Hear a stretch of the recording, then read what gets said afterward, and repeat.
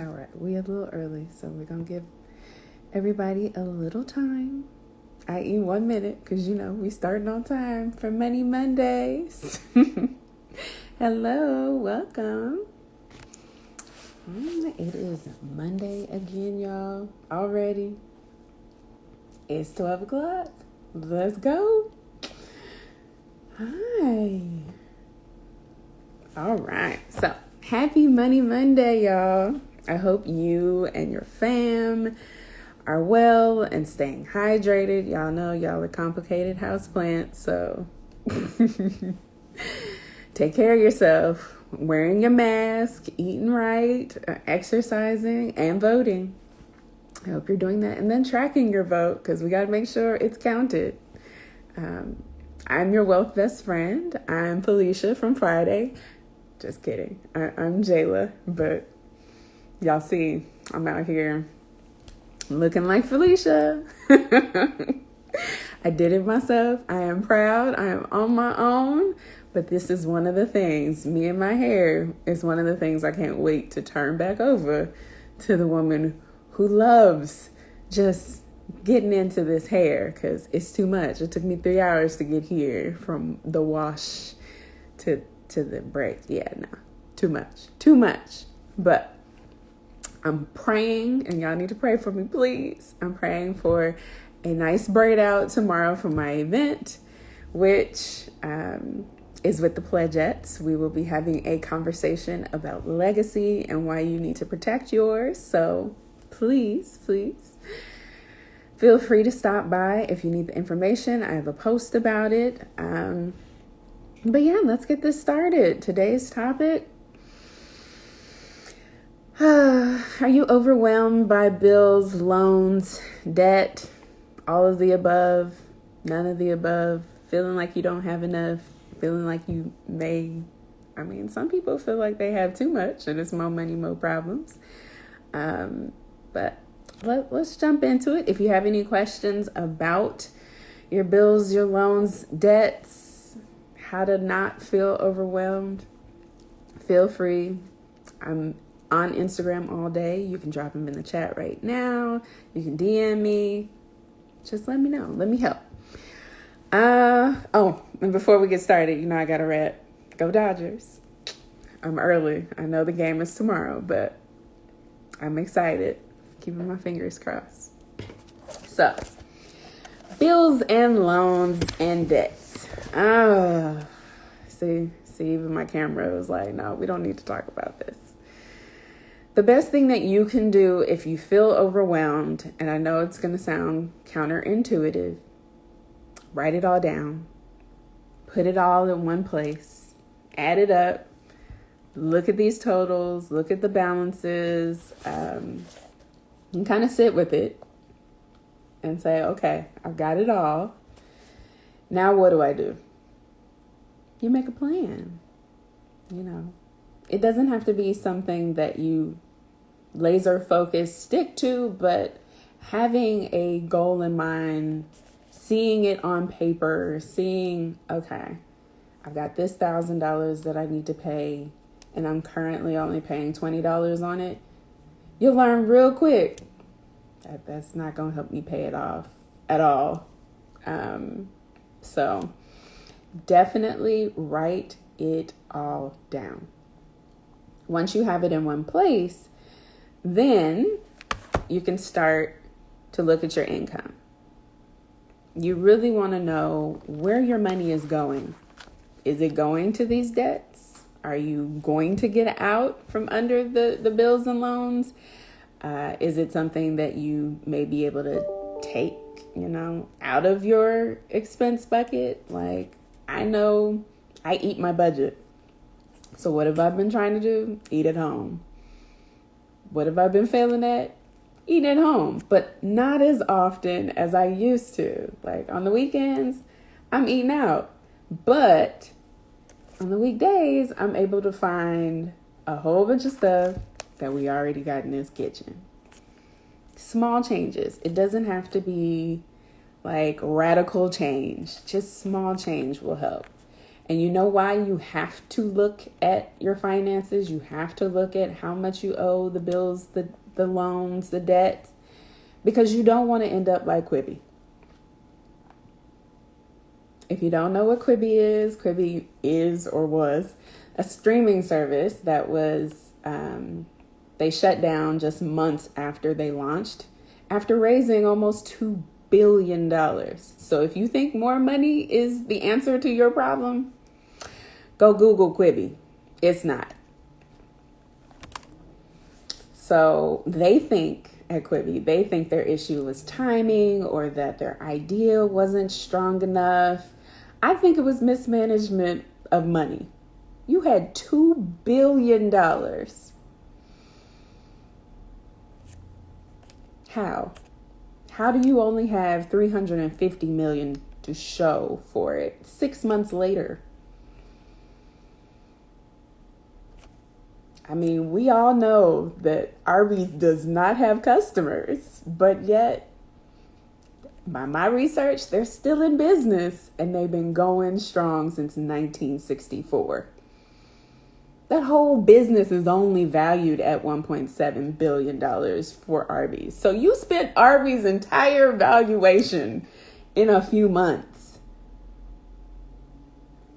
But yet Arby's, I ain't never seen them packed, busy, a line in the drive-thru, but they still out here. That doesn't sound like your idea didn't work. It sounded like you had too much money and you weren't looking at where it was going and how fast it was going, i.e. your burn rate. Because it's unacceptable that you went on and hired 200 people and now they're out of a job and you just launched less than 6 months ago. They needed a leaner startup. They needed to know their numbers, just like you needed to know your numbers. And I say this to y'all, taking my own advice at all times. Like, I sat down just yesterday and I looked at my student loans and I was like, oh, I didn't know I could potentially pay this one off. I could pay that one off. You know why I didn't know that? Because I avoided it. And the minute I looked at it, I was like, oh, well, that's an option. That's one less 6.8% interest rate. Thank you, government. Thank you, Congress, that I could have on my record. I got options. I didn't or wouldn't have known I had options had I not looked.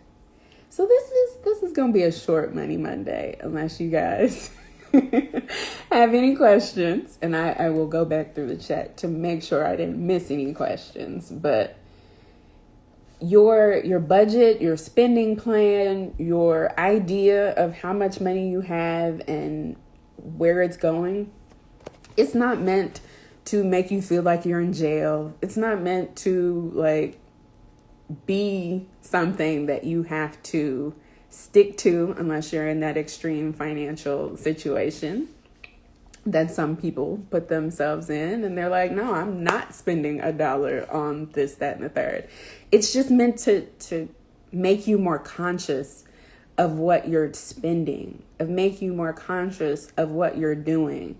So yes, I've tried every budgeting method in the world, but when I go into a grocery store, do I have that I'm only going to spend this amount?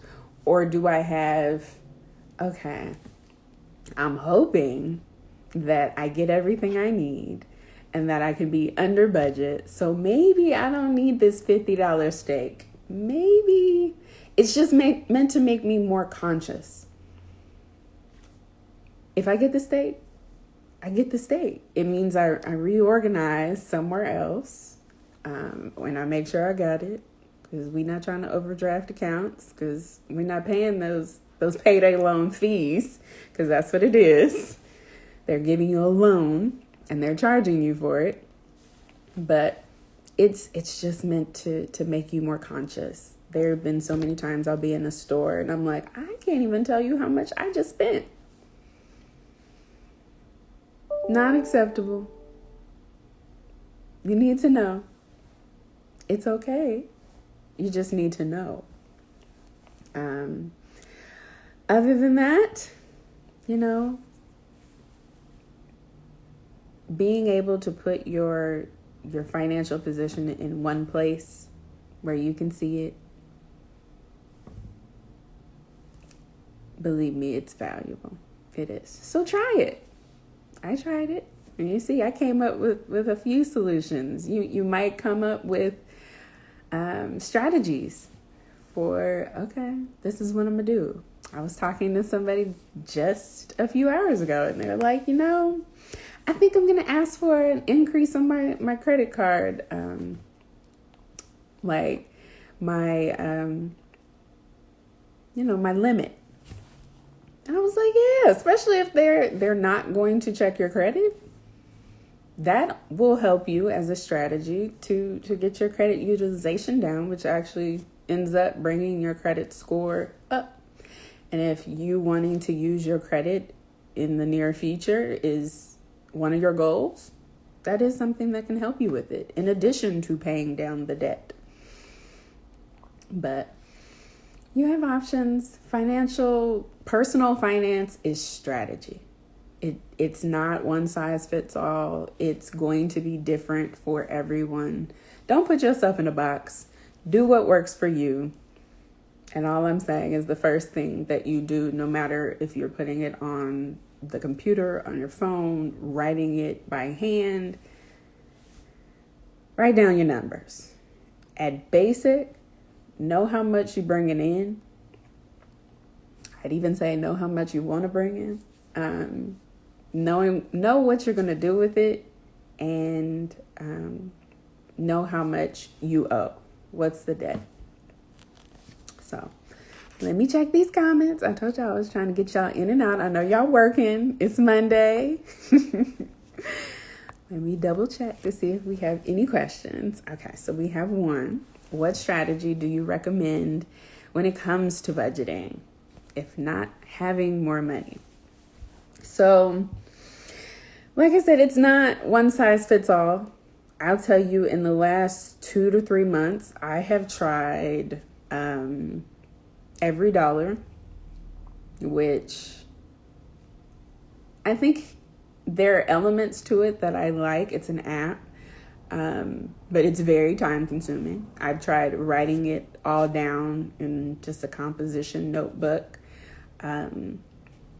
What else have I tried budgeting wise? I love a good, do it for me, Mint. I haven't used them in a while, but as long as you're willing to give up those passwords to Mint, and they're likely selling your information, then Mint is a good one to keep track. It actually focuses more on your net worth. And for those of us in debt, you may not have a positive net worth.